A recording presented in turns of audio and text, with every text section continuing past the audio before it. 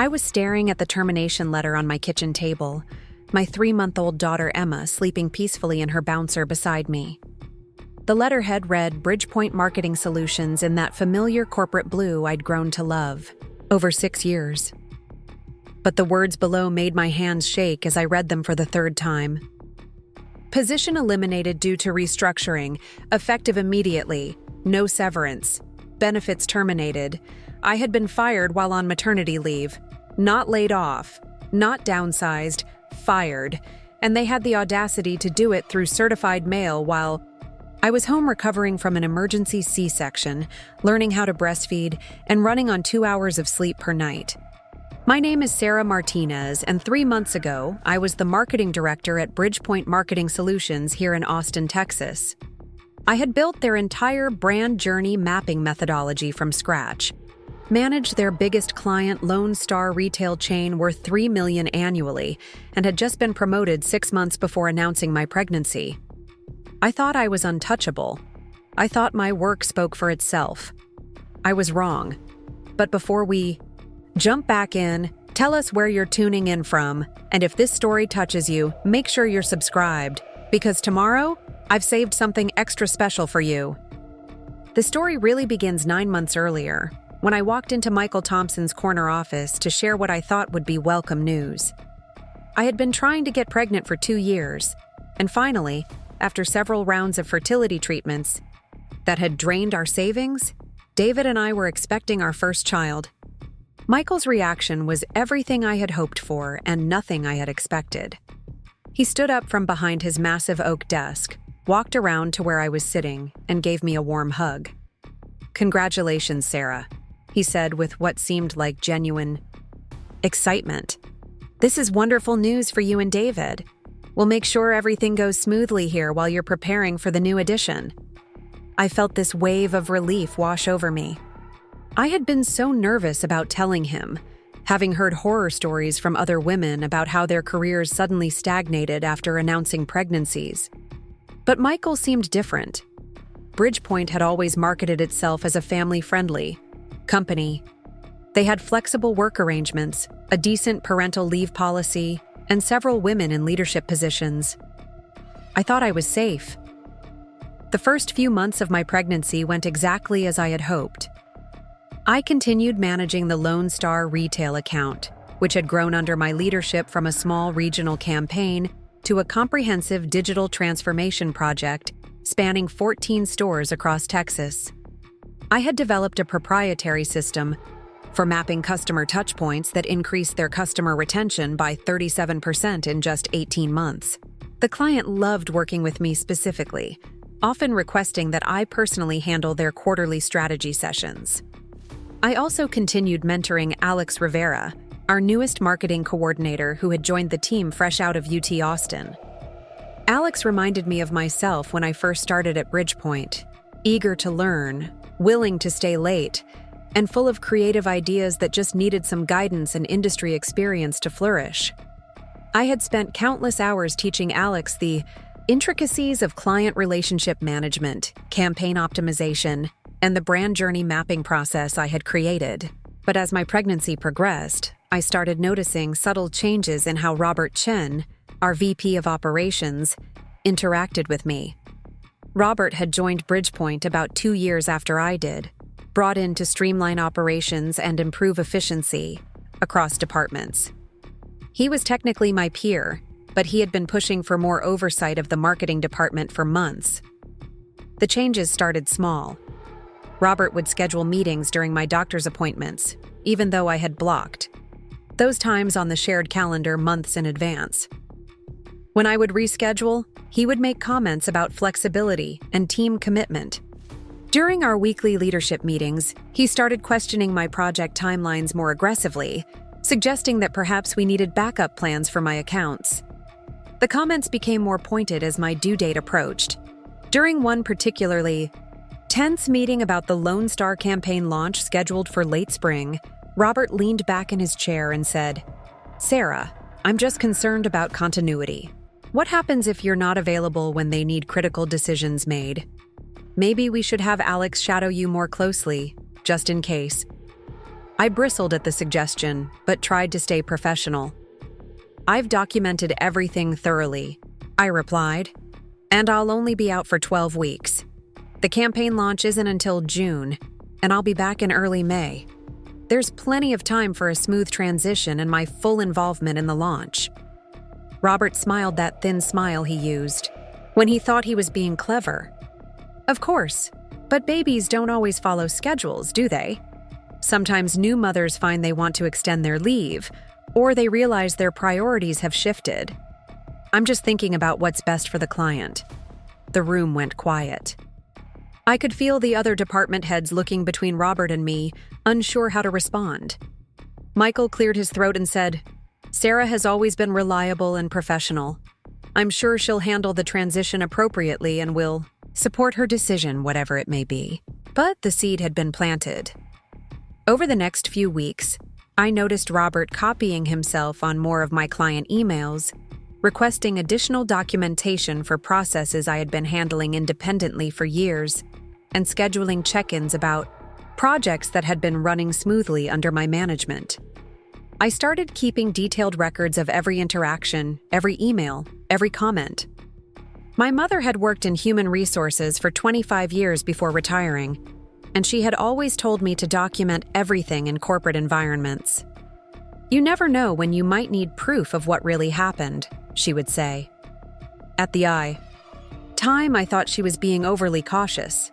Now I was grateful for her paranoia. The breaking point came during my maternity leave planning meeting with Patricia Wong, our HR director. I was 7 months pregnant and feeling confident about the arrangements we had discussed. I would work from home for the last 2 weeks before my due date, take 12 weeks of maternity leave using a combination of vacation time and unpaid leave, and return in early May, well before the Lone Star campaign launch. Patricia had been supportive throughout my pregnancy, even going out of her way to research Austin's best lactation consultants and helping me understand my health insurance coverage for the fertility treatments. She seemed genuinely excited about my pregnancy and had shared stories about her own experience returning to work after having her twins 5 years earlier. But during this meeting, something felt different. Patricia seemed nervous, checking her notes multiple times and avoiding direct eye contact. Finally, she said, "Sarah, I need to ask you something, and I want you to know this isn't coming from me personally. Have you given any thought to the possibility that you might want to extend your leave beyond 12 weeks? I was confused by the question. We had already discussed this extensively. "No," I replied. 12 weeks is what we planned for, and that's what I want to take. Why are you asking?" Patricia hesitated, then said, "Robert has expressed some concerns about the timing of your return and the Lone Star launch. He's wondering if it might be better for everyone if we brought in some additional support, maybe promoted Alex to handle more of the client relationship permanently." My heart started racing. "Are you suggesting I won't have my position when I return from maternity leave?" No, Patricia said quickly. "Of course not. That would be illegal. I'm just asking if you've considered all your options. Sometimes new mothers find that their priorities change and they want more flexibility or a different role." I left that meeting feeling unsettled and angry.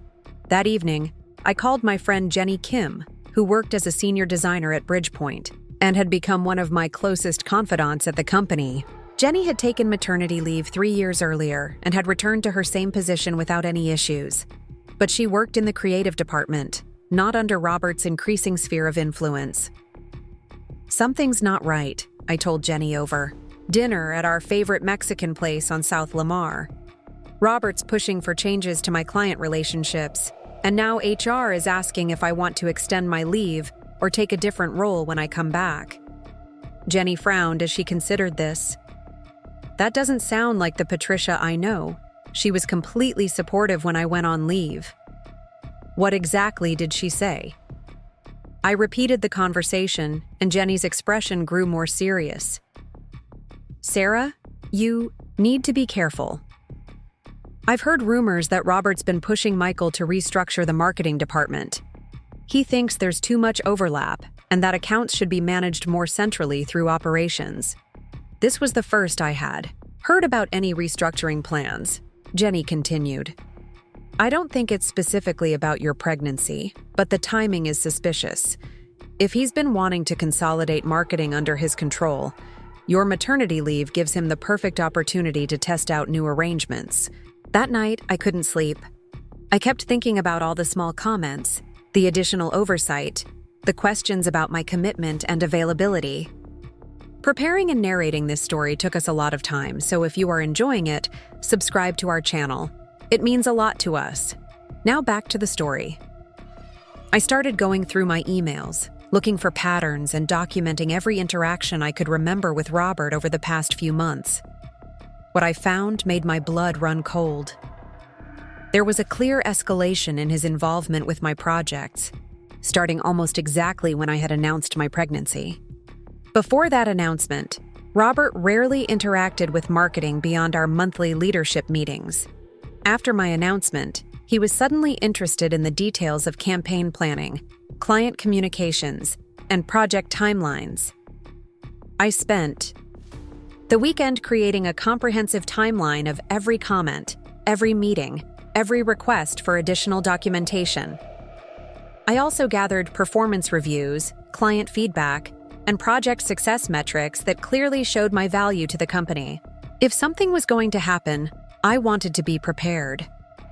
Emma arrived 2 weeks early on a cold February morning after 18 hours of labor that ended in an emergency C-section. David and I were exhausted, but overwhelmed with joy as we held our perfect little girl for the first time. The first few days in the hospital were a blur of nurses, lactation consultants, visitors, and learning how to change diapers with surgical incisions that made every movement painful. I had planned to send a quick email to the team announcing Emma's arrival, but I was so exhausted and overwhelmed that it slipped my mind. On our second day home from the hospital, Jenny stopped by with dinner and flowers. During her visit, she mentioned that people at work were wondering how I was doing and if the baby had arrived safely. I realized I should probably send an update, so I drafted a brief email to the leadership team and my direct reports. Emma Martinez arrived safely on February 15th. We're all doing well and adjusting to life as a family of 3. I'll be in touch periodically over the next few weeks and look forward to returning to work in early May as planned. Michael responded within hours with a warm congratulations message and an offer to help with anything we needed during my leave. Patricia sent a lovely note with information about nursing room reservations for when I returned. Several colleagues responded with congratulations and offers to bring meals or help with anything we needed. Robert's response came the next day. Congratulations on Emma's arrival. Take all the time you need to adjust to motherhood. The team has everything under control, and we're managing the Lone Star relationship seamlessly. Focus on your family. Something about his message felt off, but I was too exhausted to analyze it deeply. Between feeding Emma every 2 hours, recovering from surgery, and adjusting to the complete upheaval of life with a newborn, I had no mental energy left for work concerns. The first few weeks of maternity leave were exactly what I had expected. Difficult, exhausting, overwhelming, but also filled with moments of pure joy as Emma and I got to know each other. David took 2 weeks off to help, and my mother came to stay for a week after he returned to work. I felt completely disconnected from work for the first time in years, and it was both liberating and slightly terrifying. About 6 weeks into my leave, Alex Rivera called me one evening while I was nursing Emma.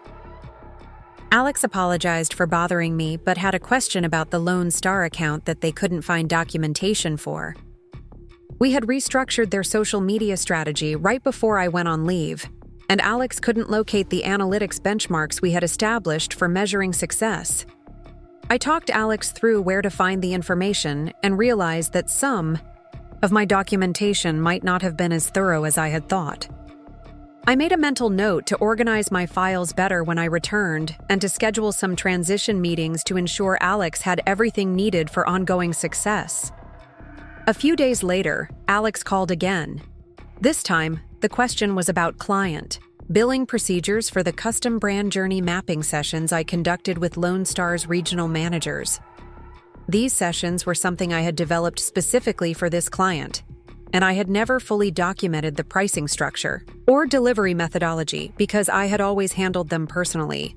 After the third call from Alex in 2 weeks, I started to feel concerned. It seemed like Robert was pushing Alex to take on more of the Lone Star relationship than we had originally planned. I decided to call Jenny to get her perspective on what was happening at the office.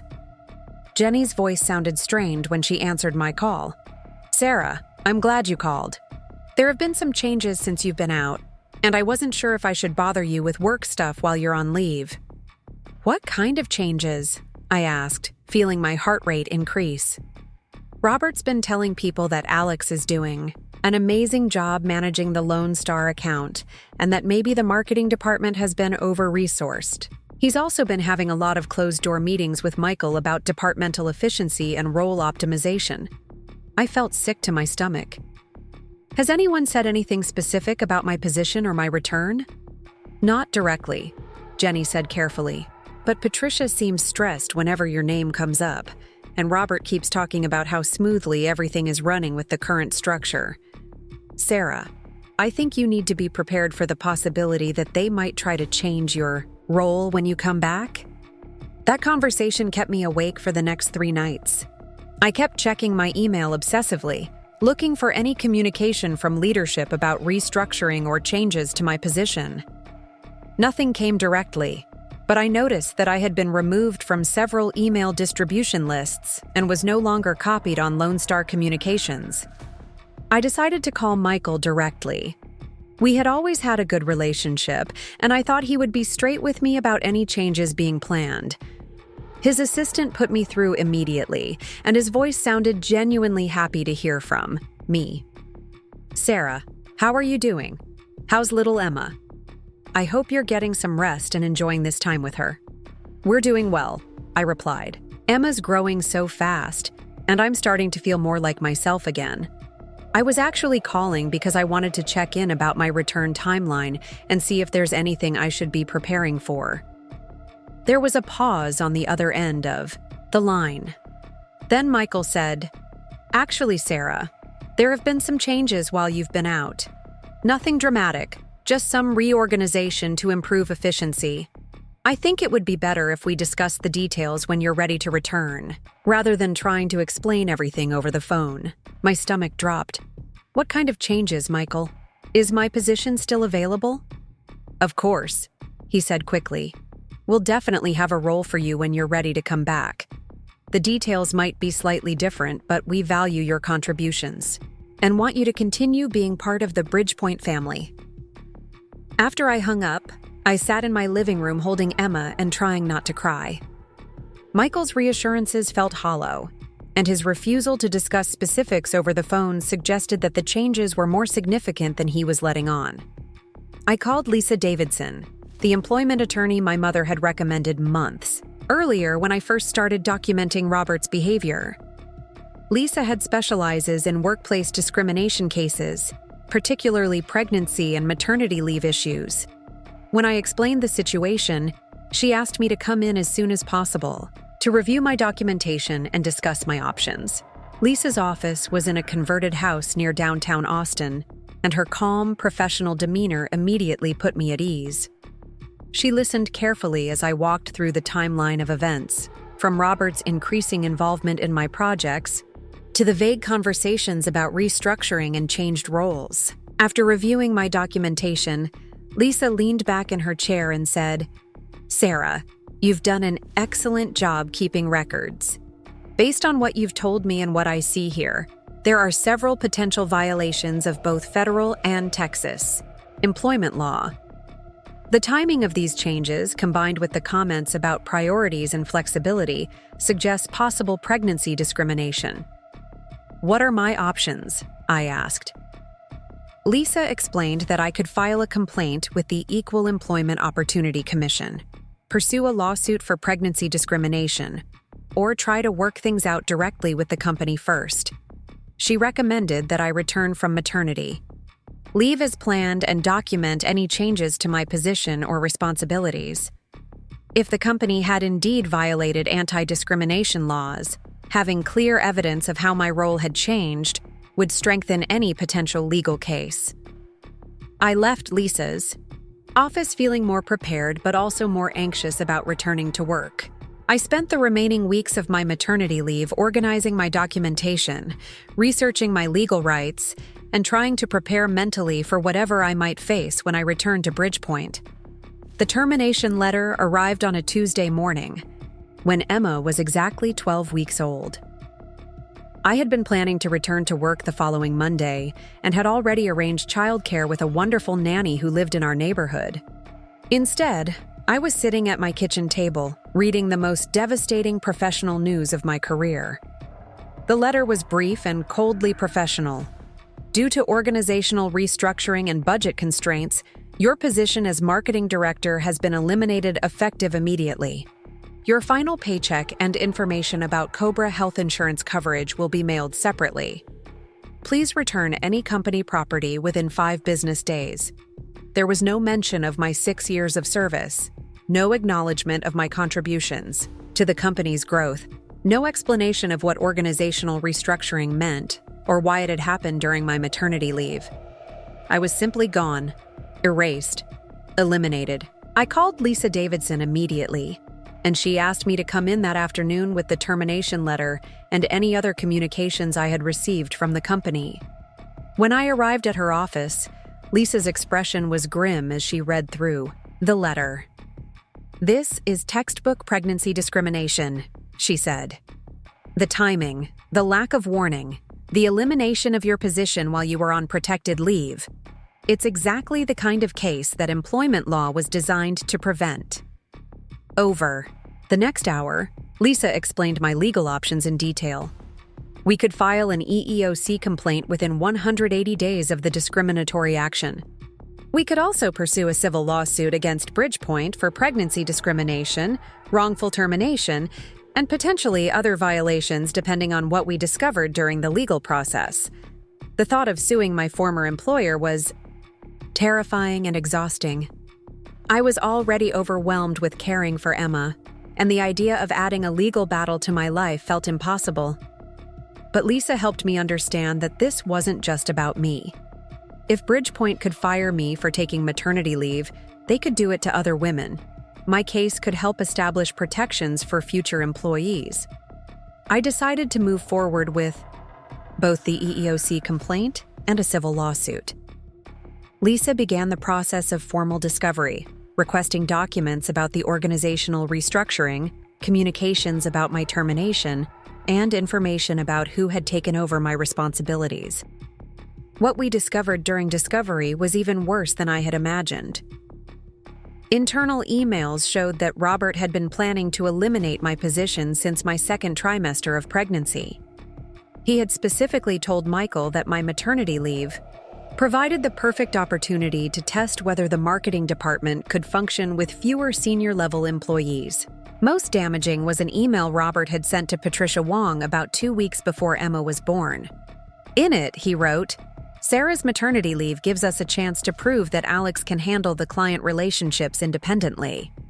If we can show that we don't need a marketing director position, we can reallocate that budget to operations staff who provide more consistent value." There were also several emails between Robert and Michael discussing my commitment level and likelihood of wanting reduced responsibilities after becoming a mother. In one particularly infuriating exchange, Robert had written, "New mothers often struggle with the demands of senior positions. We might be doing Sarah a favor by offering her a less stressful role when she returns." The emails made it clear that my termination had nothing to do with budget constraints or organizational efficiency. It was specifically about Robert's belief that I would be less valuable as an employee after becoming a mother, combined with his desire to consolidate power over the marketing function under his operations umbrella. Lisa filed our lawsuit 3 months after my termination, requesting compensation for lost wages, damages for discriminatory treatment, and my reinstatement to the marketing director position. The local Austin business press picked up the story. Within days, and it quickly gained traction on social media as an example of ongoing workplace discrimination against new mothers. The publicity was both empowering and overwhelming. I received hundreds of messages from other women who had experienced similar discrimination, many sharing stories that were remarkably similar to mine. Several former BridgePoint employees reached out confidentially to share their experiences with Robert's management style and the company's treatment of women in leadership positions. But the publicity also made me a target for criticism from people who believed I was looking for an easy payday or trying to take advantage of anti-discrimination laws. Some commenters suggested that I should have been grateful for 12 weeks of leave and should have accepted whatever role the company offered when I returned. The most difficult part was seeing how the situation affected people I cared about at BridgePoint. Jenny Kim called me about a week after the lawsuit became public, sounding stressed and upset. "Sarah, I want you to know that I support you completely, but things have been really tense at work since the news broke. Robert's been having meetings about loyalty and company reputation, and several people have been asked about their communications with you during your leave." I felt terrible that my legal action was creating problems for my former colleagues, but Lisa assured me that this was typical retaliation behavior and actually supported our case. Companies that discriminate often try to punish employees who maintain relationships with people who file complaints, which is itself illegal. The legal process moved slowly over the next several months. BridgePoint's attorneys tried every possible approach to dismiss the case, arguing that my termination was based purely on business needs and had nothing to do with my pregnancy or maternity leave.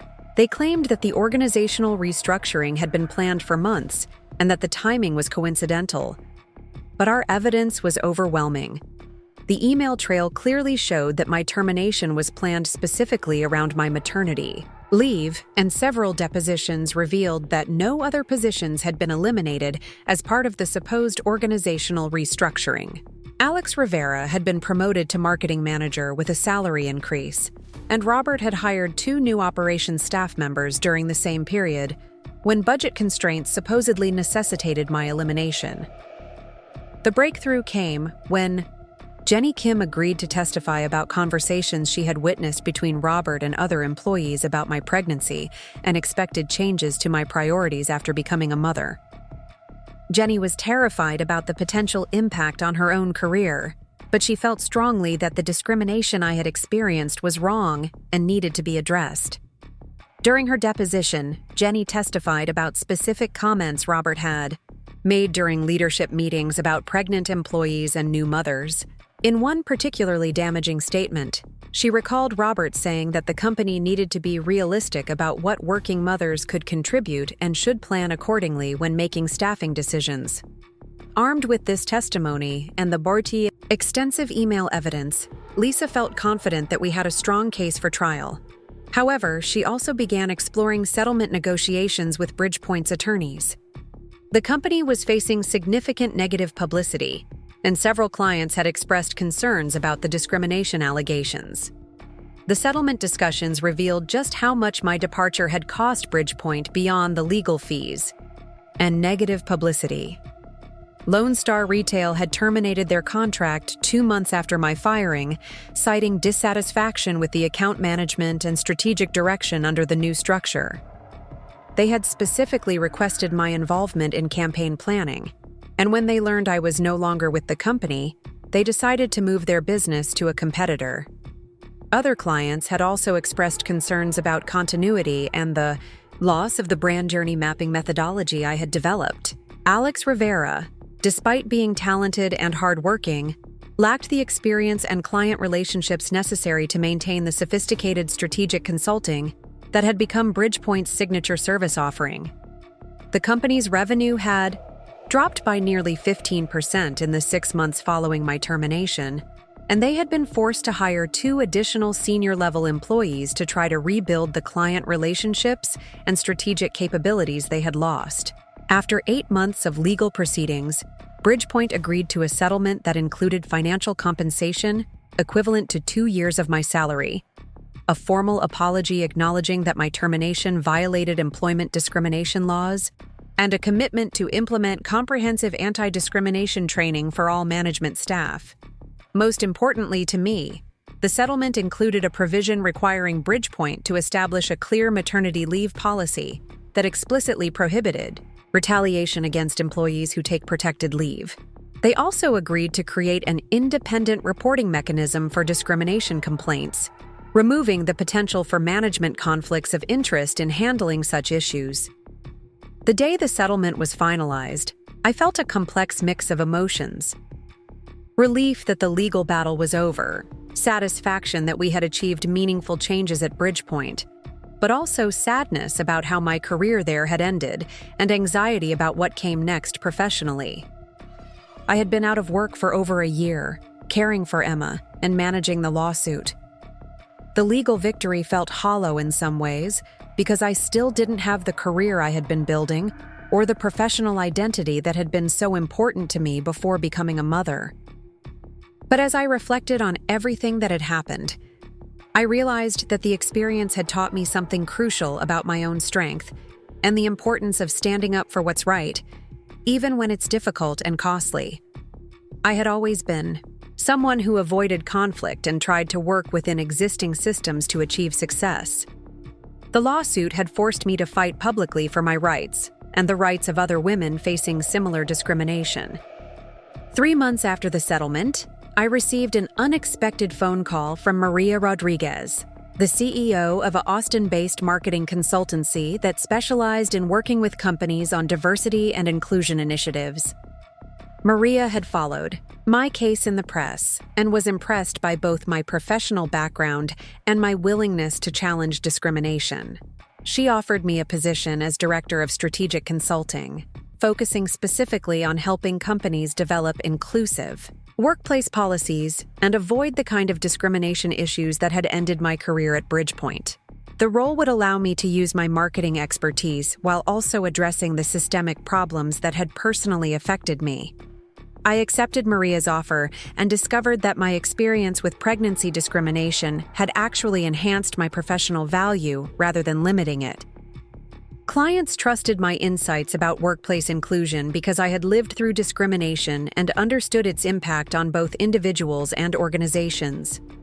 Within 6 months, I was leading consulting engagements with major Texas companies, helping them review their parental leave policies, train managers on discrimination prevention, and create inclusive cultures that supported working parents. The work felt meaningful in a way that traditional marketing campaigns never had, because I knew that the policies we implemented could prevent other women from experiencing what I had gone through. The lawsuit also continued to have impact beyond my individual case. Several other women who had experienced discrimination at various companies reached out to share their stories and seek advice about their legal options. Lisa Davidson connected me with advocacy organizations working on pregnancy discrimination issues, and I began speaking at conferences about the importance of supporting working mothers. Looking back now, I can see that being fired during maternity leave was both the worst and best thing that happened to my career. It was devastating at the time, destroying my sense of security and forcing me to fight battles I never wanted to face. But it also revealed strengths I didn't know I had, and led me to work that feels more meaningful and impactful than anything I had done before. The discrimination I experienced was wrong and should never have happened, but my response to it created opportunities for positive change that extended far beyond my individual situation.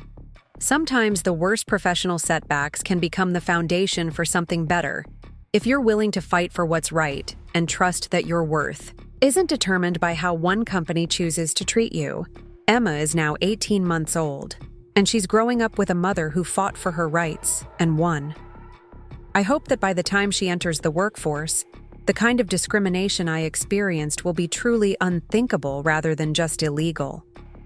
But if she ever faces similar challenges, she'll know that sometimes the most important victories come from refusing to accept treatment that diminishes your worth and fighting for the changes you want to see in the world. The morning after I received the settlement offer, I woke up feeling something I hadn't experienced in months: hope. Not the desperate kind that keeps you awake at night wondering if things will work out, but the steady, quiet hope that comes from knowing you've already survived the worst and discovered you're stronger than you thought. Emma was babbling in her crib, having learned to pull herself up to standing, and apparently deciding that 6 a.m. was the perfect time to practice her new skill. As I lifted her out and changed her diaper, I found myself talking to her about everything that had happened, even though she was far too young to understand. "You know what, sweet girl," I said as I carried her to the kitchen to prepare her morning bottle. "Your mama just proved something important. When people try to make you smaller, you don't have to accept their version of who you are." The settlement negotiations had taken 3 weeks of back and forth between Lisa and BridgePoint's legal team. What started as a lowball offer that barely covered my legal fees had evolved into something that actually acknowledged the severity of what had happened and provided meaningful compensation for the damage to my career. The final terms were more comprehensive than I had dared to hope for. Beyond the financial settlement, BridgePoint had agreed to implement policy changes that would protect future employees from experiencing what I had gone through. They would establish mandatory training for all supervisors on pregnancy discrimination, create an independent ombudsman system for reporting workplace concerns, and publish annual diversity reports to ensure accountability. Most importantly to me, they had agreed to a public statement acknowledging that my termination had been improper and violated both company policy and employment law. After months of their lawyers arguing that my firing was purely a business decision, this admission felt like a complete vindication of everything I had endured. But as I sat in my kitchen that morning, feeding Emma her bottle and scrolling through congratulatory messages from friends and family, I realized that the legal victory was only the beginning of my recovery. I had spent so much energy over the past year fighting to prove what had been done to me was wrong that I hadn't fully processed the emotional impact of the experience. For 6 years, BridgePoint had been more than just my workplace. It had been where I built my professional identity, formed meaningful relationships, and created work that I was genuinely proud of. The brand journey mapping methodology I developed there wasn't just a business tool, it was a reflection of how I thought about marketing, relationships, and human behavior. Having that dismissed and discarded felt like losing a piece of myself. The betrayal by Robert Chen still stung in ways I was only beginning to understand. I had always known that workplace politics existed, but I had believed that competence and dedication would ultimately protect me from the worst of it. Learning that someone could systematically undermine my position simply because they viewed new mothers as less valuable employees had shattered my faith in meritocracy. Even more painful was realizing how naive I had been about the support I thought I had from Michael Thompson and other company leaders. Their warm congratulations when I announced my pregnancy had felt genuine, but their willingness to eliminate my position the moment it became convenient revealed how shallow that support really was. I called my mother that afternoon while Emma napped, needing to talk through these feelings with someone who understood both the professional and personal dimensions of what I had experienced. My mother had worked in human resources for most of my childhood, and she had seen countless cases of workplace discrimination over the years. "Mija," she said after I explained how conflicted I felt about the settlement victory, "what you're feeling is completely normal. You won an important battle, but you're also grieving the loss of something that was important to you. That company wasn't just a job for you. It was where you built your career and your professional confidence." She was right. I was grieving, not just the loss of my position, but the loss of the version of myself that had believed hard work and talent would always be enough. The Sarah Martinez who had walked into BridgePoint 6 years earlier had been optimistic about corporate America's capacity for fairness. The woman I had become understood that protection had to be fought for and won, not simply expected. The financial settlement provided breathing room to consider my options carefully, rather than taking the first job offer that came along. David and I had been struggling with childcare costs and my lost income, but the settlement meant we could afford for me to be selective about my next career move. I spent several weeks researching different paths forward. Part of me wanted to return to traditional marketing, to prove that I could rebuild my career despite the setback. But a larger part of me felt drawn to work that connected more directly to the issues I had experienced. The discrimination case had opened my eyes to how pervasive these problems were and how few resources existed to help women navigate similar situations. I started volunteering with the Austin Women's Legal Clinic, helping other women understand their rights when facing workplace discrimination. Many of the stories I heard were depressingly familiar. Women whose hours were cut after returning from maternity leave. Mothers who were passed over for promotions they had been promised before getting pregnant. Employees who faced subtle but persistent pressure to prove their commitment after having children. What struck me most was how isolated these women felt. They often blamed themselves for the treatment they received, wondering if they really had become less capable or less committed after becoming mothers. Having someone who had been through a similar experience validate their concerns and help them understand their legal options was incredibly powerful. The volunteer work also connected me with employment lawyers throughout Texas who were handling similar cases. I learned that pregnancy discrimination lawsuits were actually quite common, but they rarely received the kind of media attention that my case had generated. Most women quietly settled or simply moved on, accepting the damage to their careers, rather than fighting back. This realization sparked an idea that had been forming in the back of my mind since the settlement was finalized. What if there was a way to help companies prevent discrimination proactively, rather than just responding to it after the damage was done? What if I could use my marketing background and my personal experience to help organizations create genuinely inclusive cultures? I started researching the growing field of diversity and inclusion consulting. Companies across the country were beginning to recognize that inclusive workplaces weren't just ethically important, they were also more profitable and innovative. But much of the available consulting focused on high-level policy changes rather than the day-to-day management practices that actually determined how employees were treated. My experience at BridgePoint had shown me that companies could have all the right policies on paper while still allowing discriminatory behavior to flourish. The real work of inclusion happened in individual conversations between managers and employees, in the assumptions people made about working parents, and in the small decisions that either supported or undermined career advancement.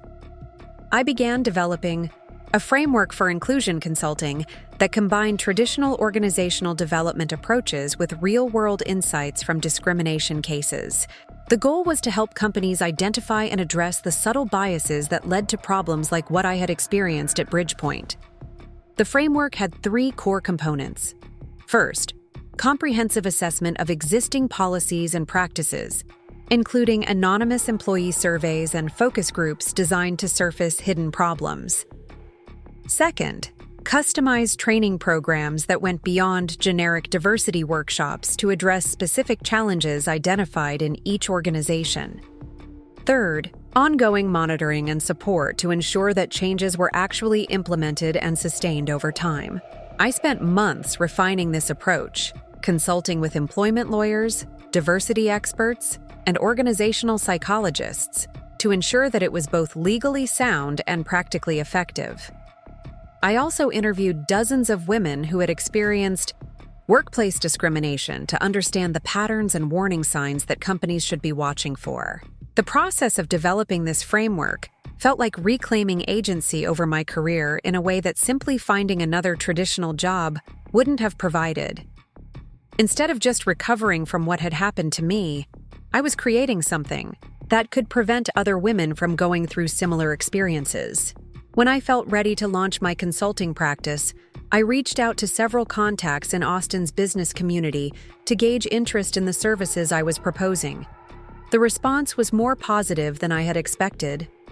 Several companies had been following my case in the news and were concerned about their own potential vulnerabilities to discrimination lawsuits. One of my first clients was a technology startup that had grown rapidly from 10 employees to over 100 in just 2 years. The founder, a woman named Rachel Kim, had built an innovative software platform that was gaining significant market traction. But the company's rapid growth had outpaced their human resources infrastructure, and Rachel was worried about maintaining their collaborative culture as they continued to scale. During our initial consultation, Rachel shared that several female employees had recently approached her with concerns about career advancement opportunities and work-life balance. While there hadn't been any formal complaints, she could see warning signs that reminded her of problems she had observed at larger tech companies. I spent 2 weeks conducting confidential interviews with employees at all levels of the organization. What emerged was a pattern of subtle but significant barriers that were beginning to limit opportunities for women and parents. Male employees were more likely to be included in informal networking opportunities that led to stretch assignments and promotions. Working parents were subtly discouraged from pursuing leadership roles that required travel or extended hours. Most concerning was the discovery that several female employees had delayed starting families specifically because they were worried about the impact on their careers. While the company officially supported parental leave, the cultural message was that ambitious employees prioritized work above everything else. Rachel was genuinely shocked by these findings. She had created the company specifically to build a more inclusive workplace than what she had experienced in corporate America. But she had focused primarily on hiring diverse talent, rather than ensuring that all employees had equal opportunities to succeed once they joined the team. Working with Rachel's leadership team, I developed a comprehensive action plan to address the cultural issues we had identified. This included restructuring their promotion process to reduce the impact of informal networking, creating flexible leadership pathways that didn't require extensive travel, and implementing regular career development conversations between managers and all team members. We also established clear metrics for measuring progress on inclusion goals and tied manager performance reviews to their success in developing diverse talent. Within 6 months, the company had promoted 3 women to senior leadership positions and had seen a significant increase in employee satisfaction scores related to career development and work-life balance. The success of this engagement led to referrals to other companies facing similar challenges. Within a year, I had worked with organizations ranging from small nonprofits to large corporations, helping them identify and address barriers to inclusion that they often didn't realize existed. Each client engagement taught me something new about the complexity of workplace discrimination and the importance of addressing it proactively rather than reactively. I learned that even well-intentioned leaders could inadvertently create environments that disadvantaged certain employees if they weren't actively working to identify and eliminate bias from their systems. The work was challenging but deeply fulfilling in ways that traditional marketing had never been. Instead of selling products or services, I was helping to create workplaces where people like me could thrive without having to constantly prove their worth or fight for basic respect. One of the most rewarding aspects of the consulting work was seeing the impact it had on individual employees. During follow-up visits with clients, I would often hear stories about women who had been promoted, parents who had successfully negotiated flexible arrangements, or employees who had spoken up about concerns because they trusted that leadership would respond constructively. These individual success stories reminded me why the work mattered beyond just preventing lawsuits or improving company metrics. Every person who didn't have to experience discrimination, every woman who didn't have to choose between career advancement and starting a family, every parent who could fully contribute their talents without being penalized for their responsibilities outside of work, represented a small victory against the systems that had tried to diminish my own potential. As my consulting practice grew, I also became more involved in advocacy work aimed at strengthening legal protections for working parents. I testified before the Texas legislature about the need for improved family leave policies and worked with advocacy organizations to educate employers about their legal obligations under existing anti-discrimination laws. This advocacy work connected me with other women who had experienced workplace discrimination and chosen to fight back through legal action. Many of them had stories similar to mine, but others had faced different forms of bias related to age, race, disability, or other characteristics. What we all shared was the experience of having our professional competence questioned or dismissed based on assumptions about our personal lives. Meeting these women reinforced my understanding that discrimination was rarely about individual, bad actors, but rather about systemic problems that required comprehensive solutions. Companies that discriminated against pregnant women often also failed to support employees with disabilities, working parents, or anyone else who didn't fit traditional expectations about ideal workers. The connections I made through advocacy work also led to speaking opportunities at conferences and professional associations. I began presenting workshops on inclusive leadership and unconscious bias, sharing both research-based best practices and real-world insights from my consulting engagements. These speaking engagements were initially terrifying for someone who had always preferred working behind the scenes in marketing roles. But I discovered that my personal experience with discrimination, combined with my professional expertise in organizational development, created a unique perspective that resonated with audiences. During one particularly memorable presentation to a group of HR executives, a woman approached me afterward to share that my story had given her the courage to address discrimination she had been witnessing in her own organization. She had been worried about the potential career consequences of speaking up, but hearing about my experience had helped her realize that staying silent was also a choice with consequences. These conversations reminded me that sharing my story wasn't just about personal healing, but also about empowering other people to recognize and respond to discrimination when they encountered it. Every person who became more aware of bias, more willing to speak up about unfair treatment, or more committed to creating inclusive workplaces represented a multiplying effect of the fight I had undertaken at BridgePoint. 2 years after my termination, I received an unexpected phone call from Jenny Kim, my former colleague who had testified in my discrimination case. Jenny had left BridgePoint 6 months earlier to join a nonprofit organization, and she was calling to let me know about changes that had happened at the company since our lawsuit settled. Robert Chen had been quietly moved to a different role with reduced responsibilities, and the company had hired a new VP of People Operations who was implementing many of the policy changes that had been required by our settlement agreement.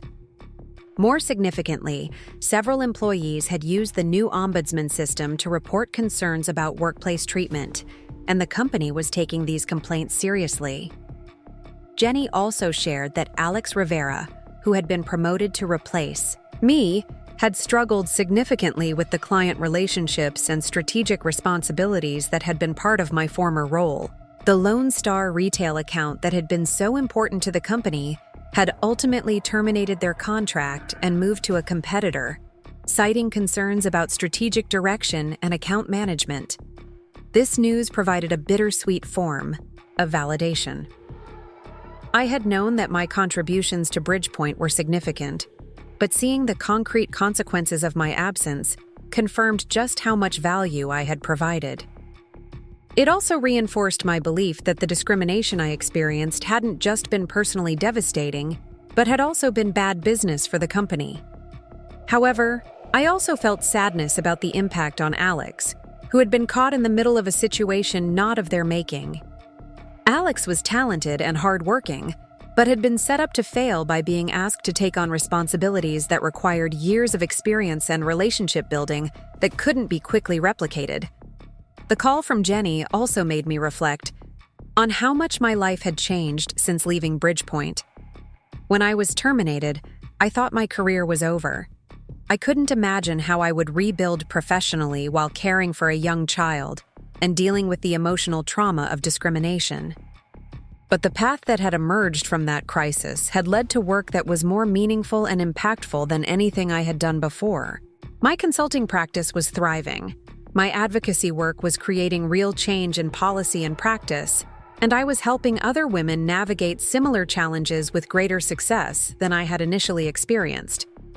Most importantly, I had discovered strengths and capabilities that I never would have developed if I had remained in my comfortable but ultimately vulnerable position at BridgePoint.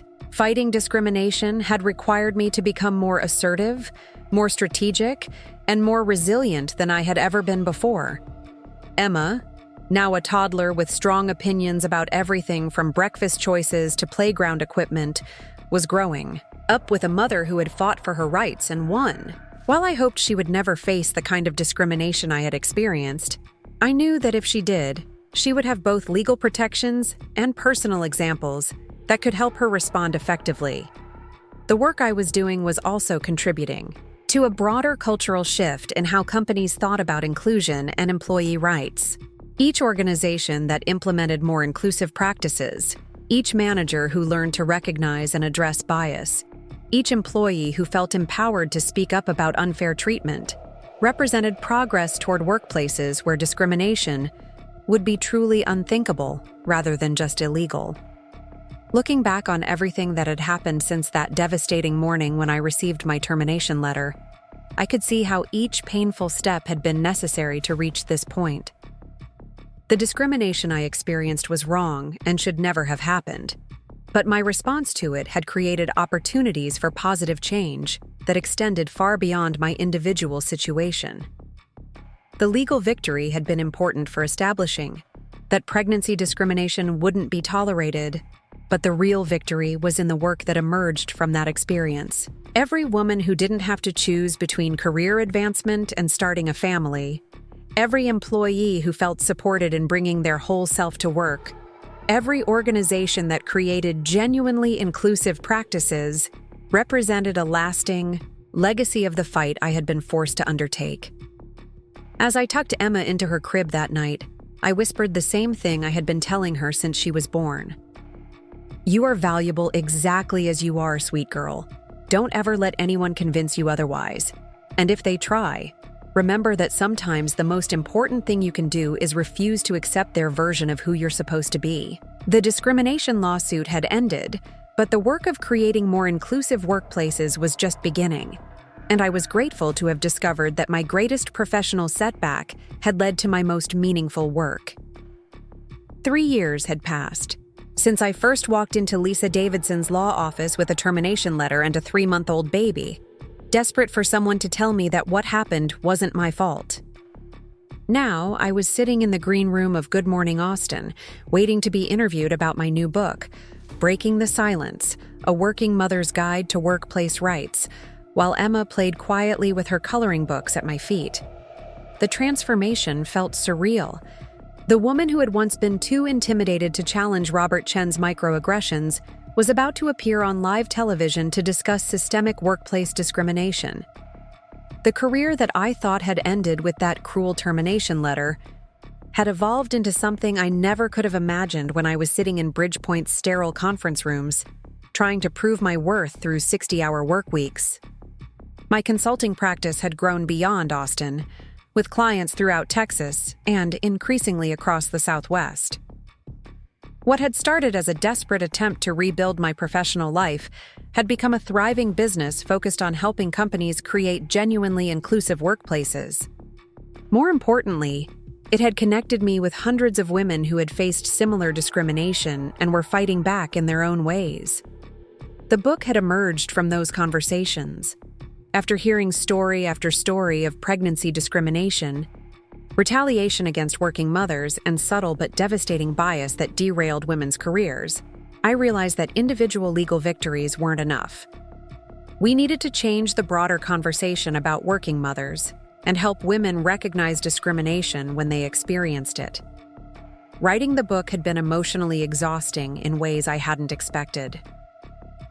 Revisiting my own experience at BridgePoint was painful enough, but interviewing dozens of other women about their experiences with workplace discrimination had forced me to confront just how pervasive and damaging these problems really were. There was Maria, a nurse practitioner who had been passed over for a promotion to department head after returning from maternity leave, with her supervisor explaining that the role required someone who could be fully committed without distractions. There was Jennifer, a law firm associate who had been gradually excluded from high-profile cases after announcing her pregnancy, watching her career prospects dim while her male colleagues advanced. There was Keisha, a financial advisor whose client accounts were redistributed while she was on maternity leave, with management claiming they needed to ensure continuity of service. Each story had unique details, but the underlying patterns were depressingly familiar. Women who had been high performers before pregnancy suddenly found their competence questioned. Mothers who requested reasonable accommodations like predictable schedules or private spaces for pumping breast milk were labeled as high maintenance or uncommitted. Career advancement opportunities that had seemed assured before children became mysteriously unavailable afterward. What struck me most was how isolated these women felt. They often blamed themselves for the treatment they received, wondering if they really had become less capable or less dedicated after becoming mothers. Many had never connected their individual experiences to broader patterns of discrimination, instead accepting that career sacrifice was simply the price of motherhood. The book was my attempt to break that isolation by showing women that their experiences were part of a larger system of bias that could be recognized, challenged, and changed. I wanted to provide both the legal knowledge and the emotional support that I wished I had possessed when I first faced discrimination at BridgePoint. The process of writing had also helped me understand my own journey more clearly. When I first filed the discrimination lawsuit, I had been focused primarily on proving that what happened to me was wrong and securing financial compensation for the damage to my career. The broader implications for other women and the potential for systemic change had been secondary considerations. But as my consulting work expanded and I met more women with similar stories, I began to see my case as part of a much larger struggle for workplace equality. The legal victory at BridgePoint hadn't just vindicated my individual experience, it had established precedent that could protect other women and sent a message to employers that pregnancy discrimination carried real consequences. This broader perspective had gradually shifted my focus from personal recovery to systemic change. Instead of simply rebuilding my own career, I had become committed to helping create workplaces where other women wouldn't face the discrimination that had derailed my path at BridgePoint. The television interview was part of a broader media tour to promote the book and raise awareness about pregnancy discrimination. Over the past month, I had spoken at conferences, participated in podcast interviews, and written op-eds for major publications about the ongoing challenges facing working mothers. The response had been overwhelming. My email inbox was filled with messages from women sharing their own experiences with workplace discrimination and thanking me for giving voice to struggles they had never seen acknowledged publicly. Book sales were strong, but more importantly, the conversations it was generating seemed to be reaching women who desperately needed to understand their rights and options. The producer came to get me, and I walked onto the set with the kind of confidence that had taken years to develop. The host, Amanda Chen, no relation to Robert despite the shared surname, had done her homework and asked thoughtful questions about both my personal experience and the broader patterns of discrimination documented in the book. During commercial breaks, Amanda shared that she had faced similar challenges after having her twin boys 3 years earlier. Her news director had questioned whether she could handle the demands of morning television with 2 young children at home, and she had been passed over for a promotion that ultimately went to a less experienced male colleague. These conversations happened everywhere I went now. Speaking publicly about pregnancy discrimination had created space for other women to share their stories, often for the first time. At book signings, women would wait in line for hours to tell me about discrimination they had experienced, retaliation they had faced, or career opportunities they had lost after becoming mothers. Many of these conversations were heartbreaking. Women who had accepted treatment that was clearly illegal because they didn't understand their rights or couldn't afford to fight back. Mothers who had downshifted their career ambitions to avoid conflict, missing out on promotions and leadership opportunities they had earned.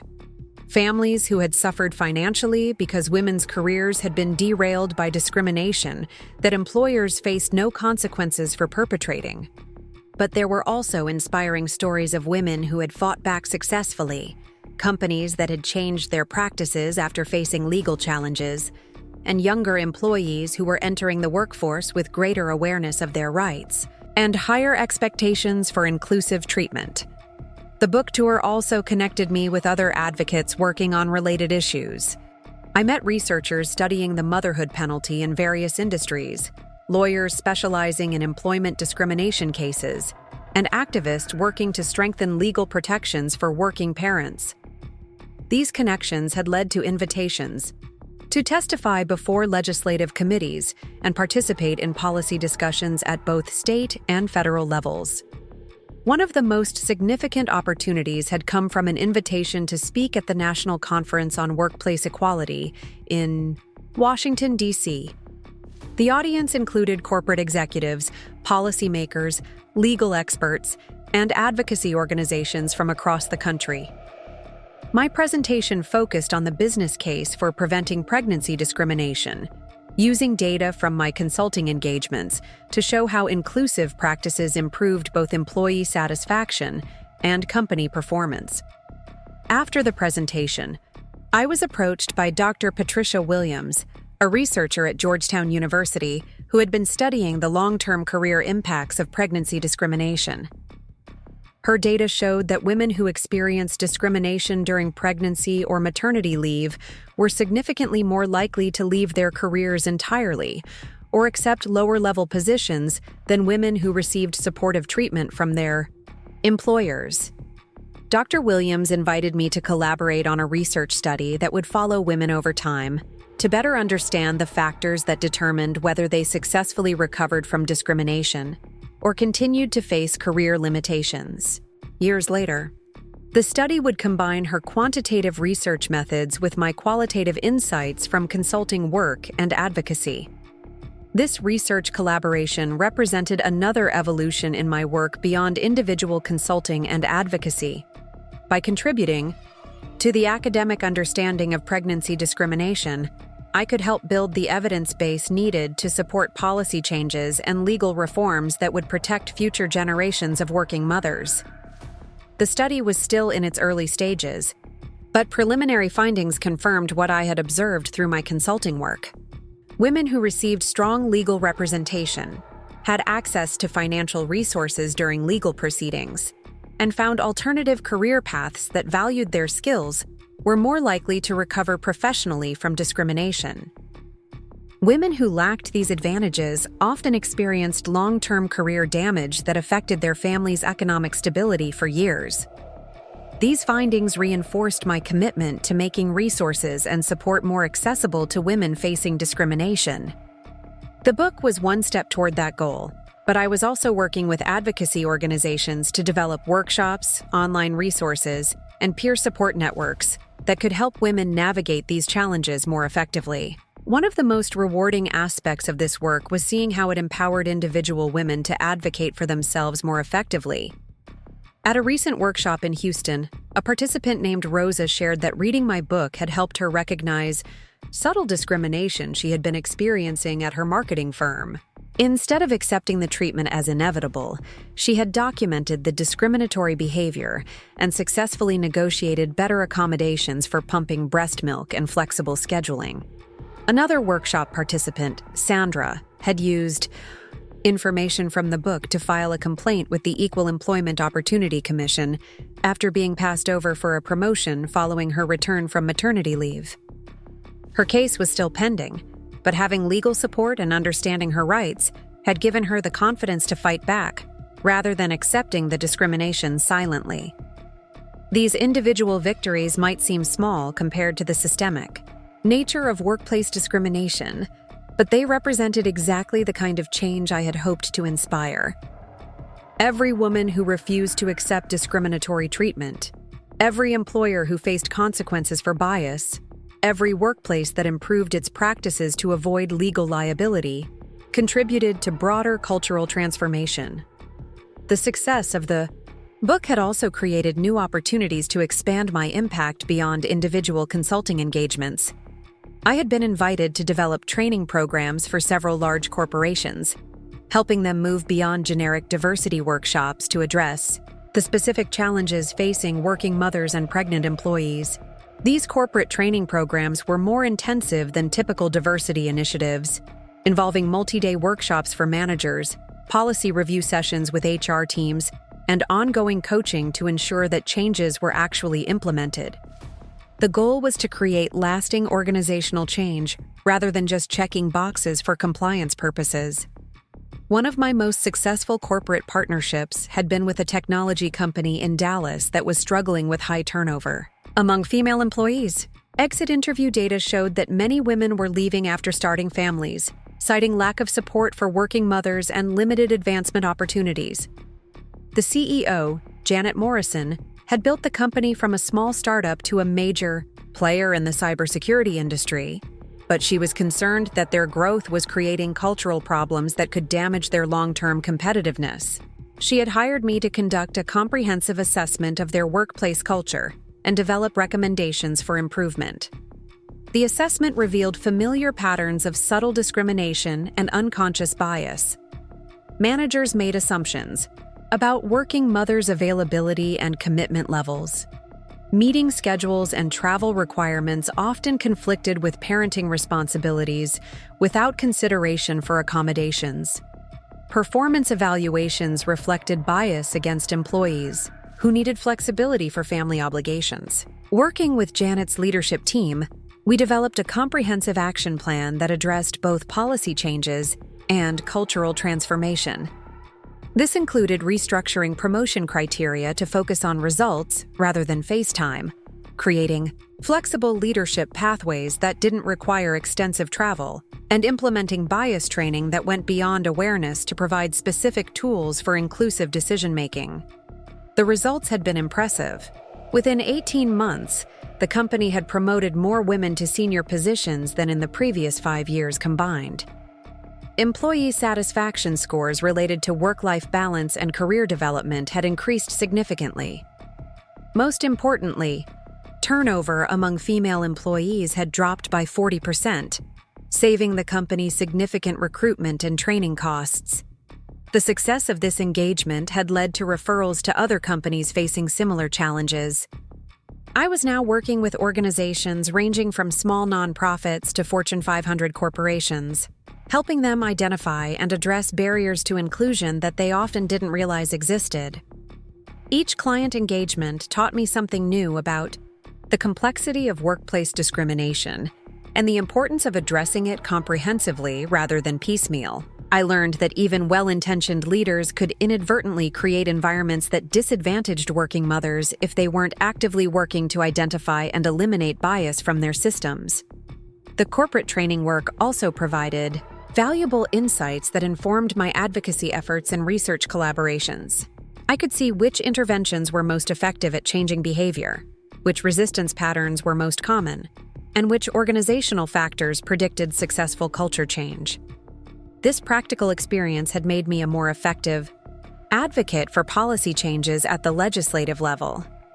When testifying before committees or participating in policy discussions, I could provide concrete examples of how discrimination affected both individual employees and business performance, making abstract legal concepts more tangible for lawmakers. One of the most significant policy initiatives I had become involved with was a proposed expansion of Texas family leave laws to provide stronger protections for working parents.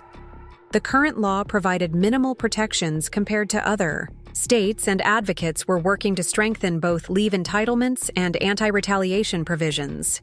My testimony before the Texas legislature had focused on the economic costs of pregnancy discrimination, using data from my consulting work and research collaborations to show how discriminatory practices reduced productivity, increased turnover, and limited companies' ability to attract and retain talented employees. The legislative process was slow and often frustrating, but I had learned that systemic change required patience and persistence. Every hearing, every meeting with lawmakers, every op-ed and media interview contributed to building momentum for stronger protections for working parents. The policy work also connected me with advocates across the country who were working on similar initiatives in their states. These relationships had led to opportunities to share strategies, coordinate messaging, and support each other's efforts in ways that amplified our individual impact. As I reflected on everything that had happened since my termination from BridgePoint, I was struck by how much my understanding of career success had evolved. When I was fired, I thought my professional life was over because I had lost the specific job and title that had defined my identity for 6 years. But the path that emerged from that crisis had led to work that was more meaningful, more impactful, and more personally fulfilling than anything I had done before. Instead of helping one company market their services, I was helping create workplaces where women could thrive without facing discrimination. Instead of managing client relationships for someone else's business, I was building something that could create lasting change for future generations of working mothers. The financial rewards had also exceeded what I had earned at BridgePoint. My consulting fees reflected the specialized expertise I had developed. Speaking engagements provided additional income, and book royalties were generating passive revenue that continued to grow as awareness of these issues increased. More importantly, the work provided the kind of flexibility and autonomy that I had never experienced in traditional corporate environments. I could schedule client meetings around Emma's school activities, work from home when she was sick, and take vacation time without requesting permission from supervisors who might question my commitment. This flexibility had allowed me to be more present as a mother while also building a thriving career, proving that the either-or choice between professional success and family engagement that so many working mothers faced was often a false dilemma, created by inflexible workplace cultures. Emma, now 6 years old and in first grade, was growing up with a mother who had fought for her rights and won. While I hoped she would never face the kind of discrimination I had experienced, I knew that if she did, she would have both legal protections and personal examples that could help her respond effectively. She often came with me to speaking engagements and book signings, coloring quietly in the audience while I discussed workplace discrimination and women's rights. Afterward, she would ask thoughtful questions about why some people treated women unfairly and what could be done to change it. These conversations with Emma reminded me that the work I was doing wasn't just about addressing current problems, but also about creating a better future for the next generation. Every workplace that became more inclusive, every woman who learned to recognize and challenge discrimination, every policy that strengthened protections for working parents, contributed to a world where Emma and her peers would have greater opportunities to succeed professionally while also having families. The success of the book and the growth of my consulting practice had also created opportunities to mentor other women who were facing similar challenges or considering career transitions after experiencing discrimination. Many of these women reached out through social media or approached me at events, seeking advice about legal options, career pivots, or strategies for rebuilding after setbacks. These mentoring relationships were among the most rewarding aspects of my work. Helping other women navigate challenges that I had faced, sharing strategies that had worked for me, and providing emotional support during difficult transitions felt like a natural extension of the advocacy work that had grown out of my own experience. One of my mentees, Carla Rodriguez, had been terminated from her position as a financial advisor after requesting accommodations for pumping breast milk. Like me, she had been devastated by the sudden end of a career she had been building for years.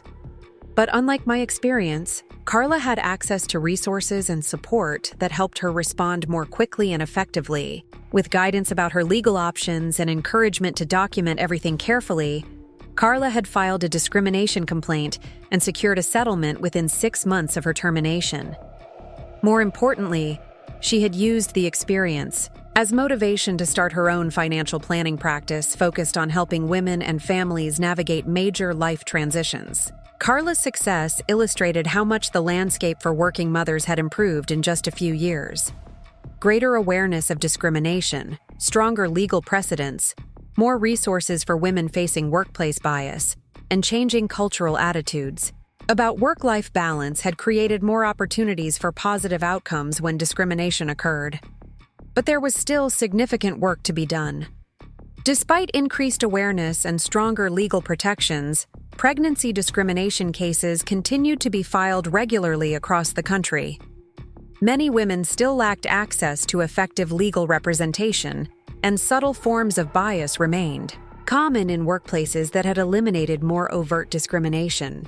The challenge now was scaling the individual victories and organizational changes I had been part of into broader systemic transformation that would make discrimination truly exceptional rather than just illegal. This required continued advocacy for stronger policies, more comprehensive corporate training, and cultural changes that valued working mothers as fully capable professionals rather than employees with divided loyalties. As Emma and I drove home from the television studio, she asked me why I spent so much time talking about fairness at work. I tried to explain in terms she could understand that some people had wrong ideas about what mothers could do at their jobs, and that my work was helping to change those ideas so that all women could be treated fairly.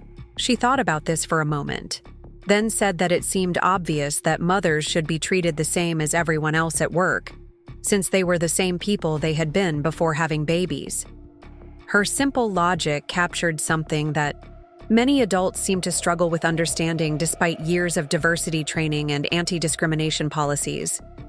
That evening, as I tucked Emma into bed, I reflected on how much our lives had changed since that devastating morning when I received my termination letter. The discrimination I experienced was wrong and should never have happened, but my response to it had created opportunities for positive change that extended far beyond my individual situation. The legal victory had been important for establishing that pregnancy discrimination wouldn't be tolerated, but the real victory was in the work that emerged from that experience. Every woman who didn't have to choose between career advancement and starting a family, every employee who felt supported in bringing their whole self to work, every organization that created genuinely inclusive practices represented a lasting legacy of the fight I had been forced to undertake. Looking forward, I could see years of meaningful work ahead. The book was generating interest from international publishers who wanted to address similar issues in other countries. My research, collaboration with Dr. Williams, was producing findings that could inform policy changes at the federal level. New corporate clients were seeking help with increasingly complex inclusion challenges as awareness of these issues continued to grow. Most importantly, the conversations about working mothers and workplace discrimination that had once been whispered in private were now happening openly in boardrooms, legislative committees, and media outlets across the country. The silence that had allowed discrimination to flourish was finally being broken, replaced by acknowledgement that these problems existed and commitment to addressing them systematically.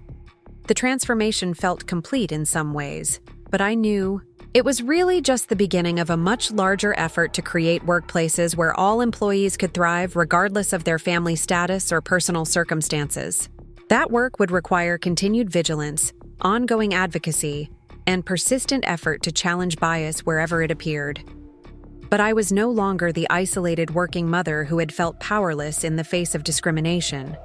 I was part of a growing movement of women who refused to accept unfair treatment and were working together to create lasting change. And that collective power gave me confidence that the future Emma was growing up into would be more equitable than the world I had encountered when I first became a mother. 5 years after publication, my book had become required reading in several business schools and HR certification programs across the country. The impact had rippled far beyond what I could have imagined when I first sat down to write about my experience at BridgePoint. But today, as I stood in the marble lobby of the federal building in Austin, waiting to testify before a congressional subcommittee about proposed amendments to the Family and Medical Leave Act, I understood that individual stories had the power to reshape entire systems when combined with persistence and strategic action. The congressional hearing represented the culmination of years of advocacy work that had grown from my personal experience into a national platform for change. The proposed legislation would extend family leave protections, strengthen anti-retaliation provisions, and provide enforcement mechanisms that could prevent the kind of discrimination I had faced from happening to other women. Emma, now 11 years old and fiercely proud of her mother's work, had stayed home from school to attend the hearing. She sat in the gallery with David, taking notes in a small notebook she carried everywhere, documenting what she called important history being made. Her presence reminded me that this fight wasn't just about correcting past wrongs, but about creating a better future for her generation. The subcommittee chairman, Representative Maria Santos from California, had specifically requested my testimony because of the unique perspective I could provide as someone who had experienced discrimination, pursued legal remedies, and built a career focused on prevention and systemic change. My prepared remarks would address both the personal impact of workplace discrimination and the broader economic consequences for families and businesses. As I reviewed my testimony one final time, I thought about how far the conversation had evolved since I first walked into Lisa Davidson's law office with my termination letter. What had once been viewed as individual employment disputes were now understood as symptoms of systemic bias that required comprehensive policy solutions. The research collaboration with Dr. Patricia Williams had produced groundbreaking findings about the long-term economic impacts of pregnancy discrimination. Our longitudinal study, now in its fourth year, had tracked over 300 women who experienced various forms of workplace bias related to pregnancy and motherhood. The data clearly showed that discrimination didn't just affect individual women, but had cascading effects on families, communities, and the broader economy. Women who experienced discrimination were significantly more likely to leave the workforce entirely, reducing household income and limiting their family's economic mobility. Children of mothers who faced workplace bias were more likely to experience financial instability and had reduced access to educational opportunities. The cumulative effect was estimated to cost the economy billions of dollars annually in lost productivity, reduced consumer spending, and increased reliance on social services. These findings had been crucial in building bipartisan support for stronger family leave protections. Conservative lawmakers who might have viewed discrimination as an individual problem were persuaded by data showing how workplace bias undermined family stability and economic growth. Progressive legislators who already supported stronger protections could point to concrete evidence of the need for federal intervention. My consulting practice had also evolved to serve this broader policy agenda. Instead of working primarily with individual companies, I was now partnering with industry associations, trade groups, and government agencies to develop comprehensive approaches to workplace inclusion. These larger-scale interventions could reach thousands of employees simultaneously and create industry-wide standards that made discrimination less likely across entire sectors. One of my most impactful partnerships had been with the Texas Association of Technology Companies, which represented over 200 businesses ranging from small startups to major corporations. The association had approached me after several high-profile discrimination lawsuits had damaged the reputation of the state's tech industry and made it harder to recruit talented women. Working with the association's leadership, I had developed a certification program for inclusive workplaces that provided clear standards for family-friendly policies and bias-free promotion practices. Companies that met the certification requirements could display the designation in their recruiting materials and marketing, creating competitive advantages for organizations that prioritized inclusion. The certification program had been so successful that it was being adapted for use in other states and industries. Manufacturing associations in Ohio and Michigan had implemented similar programs, and healthcare organizations in Florida were developing specialized standards for their sector. Each adaptation created new opportunities to scale inclusive practices and make discrimination less economically viable for employers. The success of these industry-wide initiatives had also attracted attention from international organizations interested in addressing similar problems in their countries.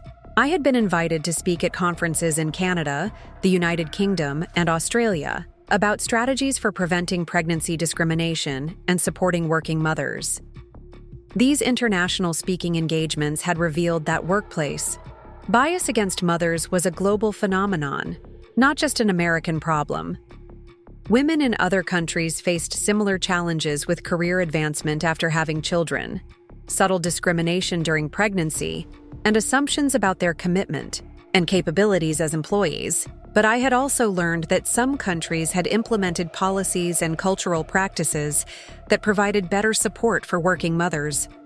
Extended parental leave policies, universal childcare programs, and cultural expectations about work life balance had created environments where motherhood was less likely to derail women's careers.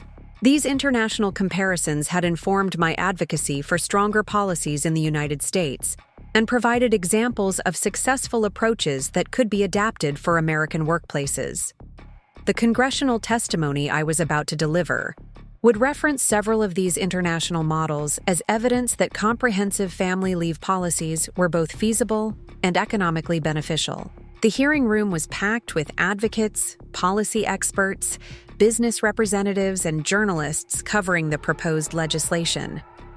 I recognized several faces from years of advocacy work, including other women who had experienced discrimination and chosen to fight back through legal action and public advocacy. As I was called to testify, I felt the same nervous energy I had experienced before my first speaking engagement years earlier, but now it was tempered by confidence gained through hundreds of presentations and media interviews. I knew my material. I understood the policy implications, and I was prepared to answer challenging questions from committee members who might be skeptical of stronger regulations. My testimony began with a brief account of my experience at BridgePoint, focusing on the specific ways that discrimination had affected both my career and my family's financial stability. But I quickly moved beyond personal narrative to discuss the broader patterns revealed through my research and consulting work. The data was compelling. Companies that implemented comprehensive family leave policies and inclusive promotion practices had lower turnover, higher employee satisfaction, and better financial performance than organizations that maintained traditional approaches. The business case for preventing discrimination was clear, but many companies lacked the knowledge or incentives to change their practices without policy requirements.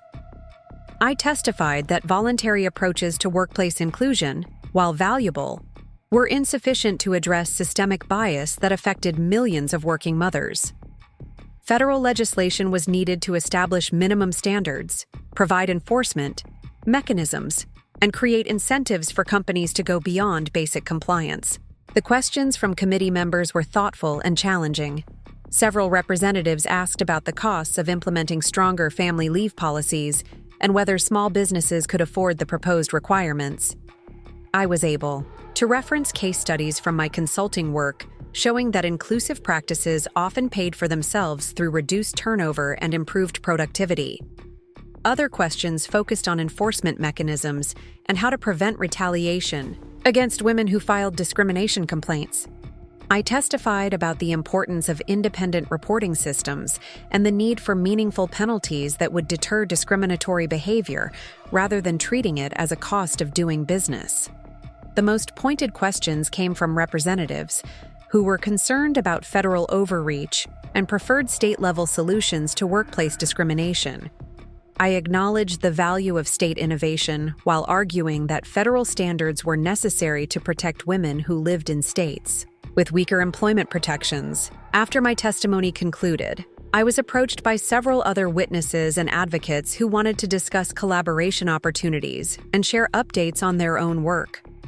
These informal conversations were often as valuable as the formal hearing process, creating connections that could support future advocacy efforts. One particularly meaningful conversation was with Dr. Jennifer Kim, a researcher who had been studying the impact of discrimination on women's mental health and family relationships. Her findings complemented our economic research by showing how workplace bias created stress and anxiety that affected not just women's careers, but their overall well-being and ability to be present for their families. Dr. Kim was interested in collaborating on a comprehensive study that would examine both the economic and health impacts of pregnancy discrimination, providing an even stronger foundation for policy advocacy. We exchanged contact information and agreed to explore funding opportunities for this expanded research. The hearing concluded with closing statements from committee members indicating strong interest in moving forward with the proposed legislation. While the political process would likely take months or years to complete, the tone of the discussion suggested that meaningful reform was possible if advocates continued to build support and pressure for action. As Emma, David, and I left the federal building, I reflected on how much had changed since that devastating morning when I received my termination letter from BridgePoint. What had begun as a personal crisis had evolved into a platform for systemic change that was now reaching the highest levels of government. But the most profound transformation had been personal rather than professional. The woman who had once been afraid to challenge her supervisor's microaggressions was now testifying before Congress about the need for stronger civil rights protections. The employee who had once felt powerless in the face of discrimination was now helping to shape national policy. That evening, as we celebrated the successful hearing over dinner at Emma's favorite restaurant, she asked me what would happen next, with the law we had talked about. I explained that changing laws took time and required many people working together, but that today's testimony was an important step toward protecting other mothers from experiencing what I had gone through. Emma considered this thoughtfully, then asked if I thought she would face similar problems when she grew up and had a job. The question caught me off guard because it forced me to consider whether all the work I had done would actually create lasting change or whether each generation would have to fight the same battles over again. I told Emma that I hoped her generation would grow up in workplaces that truly valued mothers and fathers equally. But that change required constant vigilance and continued advocacy. The most important thing she could learn from my experience was to never accept unfair treatment as inevitable, and to always remember that individual voices could create collective change when combined with persistence and strategic action. 2 months after the congressional hearing, the proposed legislation passed out of committee with bipartisan support. While the full legislative process would take additional time, the momentum was clearly building for stronger federal protections for working parents. The policy victory was gratifying, but I was equally excited about the individual success stories that continued to emerge from my consulting work and advocacy efforts. Women who had read my book were successfully challenging discrimination in their own workplaces. Companies that had implemented inclusive practices were seeing measurable improvements in employee satisfaction and business performance. One particularly rewarding development was hearing from Alex Rivera, my former colleague at BridgePoint, who had been caught in the middle of the discrimination I experienced. Alex had stayed in touch sporadically over the years and had recently reached out to share that they were now working as chief marketing officer at an Austin startup that prioritized family-friendly policies. Alex credited our conversations during my advocacy work with helping them understand how to create inclusive workplaces that supported all employees, including working parents. The startup had implemented comprehensive parental leave policies, flexible work arrangements, and promotion practices designed to eliminate bias based on family status. More significantly, Alex had become an advocate within the company for addressing systemic barriers that affected women and underrepresented employees. They had used lessons learned from my experience at BridgePoint to identify and address potential problems before they created legal liability or damaged employee relationships. This kind of ripple effect, where individual awareness led to broader, organizational change, represented exactly the kind of transformation I had hoped to inspire through my advocacy work. Each person who developed greater understanding of workplace bias and commitment to inclusive practices could influence dozens or hundreds of other employees throughout their career. The success of these various initiatives had also created new opportunities for impact that I was just beginning to explore. A major publisher had approached me about writing a second book focused on organizational change strategies rather than individual advocacy. Several universities had expressed interest in developing curriculum based on my research and consulting work. Most intriguingly, I had been invited to join the board of directors for a national foundation focused on workplace equality. The position would provide a platform for supporting research, advocacy, and policy work on a much larger scale than I could achieve through individual consulting and speaking engagements. The foundation role would require significant time and energy, but It represented an opportunity to institutionalize and scale the impact I had been creating through my individual efforts. Instead of working with one company or organization at a time, I could help direct resources toward systemic changes that could affect millions of working parents. As I considered these new opportunities, I was struck by how much my definition of success had evolved since my days at BridgePoint.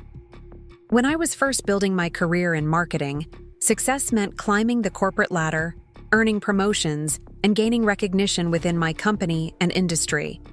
The discrimination I experienced had initially felt like the end of that traditional path to success, but the alternative path that emerged had led to achievements that were more meaningful and impactful than anything I could have accomplished in corporate marketing.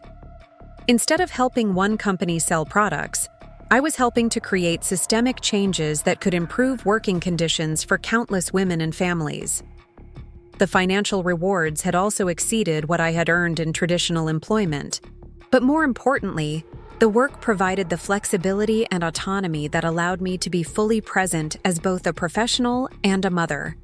I no longer had to choose between career advancement and family engagement because I had created work that integrated both priorities seamlessly.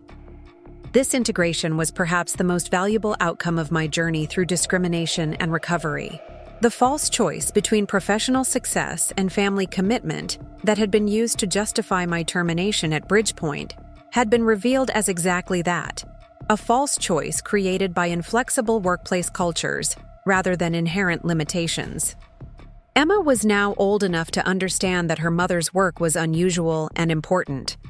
She took pride in telling her friends that I helped make workplaces fairer for women and families. But she also saw my work as normal part of our family life, rather than something that competed with her needs for attention and support. This normalization of combining meaningful work with engaged parenting was perhaps the most important lesson I could model for Emma. She was growing up understanding that adults could pursue ambitious professional goals while also prioritizing family relationships. That work could be a source of fulfillment rather than just financial necessity, and that individual actions could create positive change in the world. As Emma prepared to enter middle school, I found myself reflecting on what kind of workplace she might encounter when she eventually started her career. The changes that had occurred during my advocacy work were encouraging, but significant challenges remained for working mothers and anyone else who didn't fit traditional expectations about ideal employees. The legal protections were stronger than they had been when I was terminated from BridgePoint, but enforcement remained inconsistent, and many women still lacked access to effective representation when they faced discrimination. Cultural attitudes had evolved, but subtle biases persisted in many workplaces, limiting opportunities for advancement and creating hostile environments for working parents. The work of creating truly inclusive workplaces would require continued effort from multiple generations of advocates, policymakers, and organizational leaders. My contribution had been significant, but it was part of a much larger movement that would need sustained commitment and strategic coordination to achieve lasting change. Looking forward, I could see years of meaningful work ahead. The congressional legislation was moving through the political process and would require ongoing advocacy to ensure passage and effective implementation. My research collaborations were producing findings that could inform additional policy changes and organizational interventions.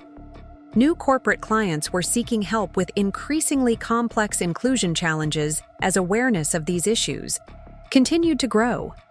The international speaking opportunities were expanding my understanding of global approaches to workplace equality and creating possibilities for cross-cultural collaboration and learning. Most importantly, the conversations about working mothers and workplace discrimination that had once been whispered in private were now happening openly in boardrooms, legislative committees, and media outlets across the country.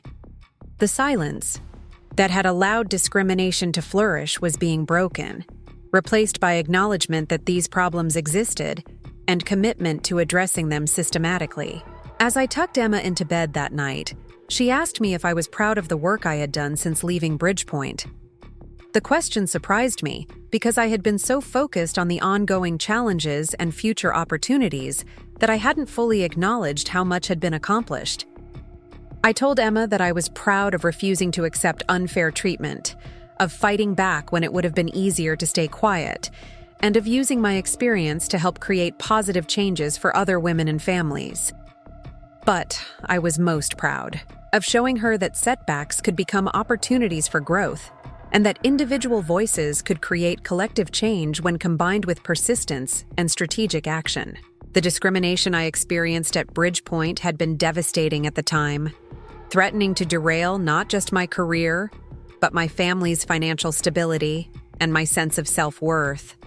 But my response to that discrimination had created opportunities for impact that extended far beyond my individual situation. Every woman who didn't have to choose between career advancement and starting a family, every employee who felt supported in bringing their whole self to work, every organization that created genuinely inclusive practices represented a lasting legacy of the fight I had been forced to undertake. The legal victory had been important for establishing that pregnancy discrimination wouldn't be tolerated, but the real victory was in the systemic changes that emerged from that experience. The research that documented the costs of discrimination, the corporate training programs that prevented bias, the policy advocacy that strengthened legal protections, and the individual success stories of women who learned to recognize and challenge unfair treatment all represented forms of change that could outlast any single legal case or settlement. As I reflected on everything that had happened since that devastating morning when I received my termination letter, I understood that the most profound transformation had been internal rather than external. The experience had revealed strengths and capabilities that I never would have developed if I had remained in my comfortable but ultimately vulnerable position at BridgePoint. Fighting discrimination had required me to become more assertive, more strategic, and more resilient than I had ever been before. It had connected me with other women who shared similar experiences and created a sense of community and shared purpose that enriched my life beyond professional achievements. Most importantly, it had taught me that my worth as a professional and as a person wasn't determined by how one company chose to treat me. The skills, knowledge, and relationships I had developed were portable assets that could create value in multiple contexts, not just the narrow role I had been assigned at BridgePoint. This understanding of my own agency and capability had been perhaps the most valuable outcome of the entire experience. The woman who had once felt powerless in the face of discrimination was now testifying before Congress, influencing corporate policies, and mentoring other women facing similar challenges. The transformation felt complete in some ways, but I knew it was really just the beginning of a much larger effort to create workplaces where all employees could thrive regardless of their family status or personal circumstances. That work would require continued vigilance, ongoing advocacy, and persistent effort to challenge bias wherever it appeared. But I was no longer the isolated working mother who had felt powerless in the face of discrimination. I was part of a growing movement of women who refused to accept unfair treatment and were working together to create lasting change.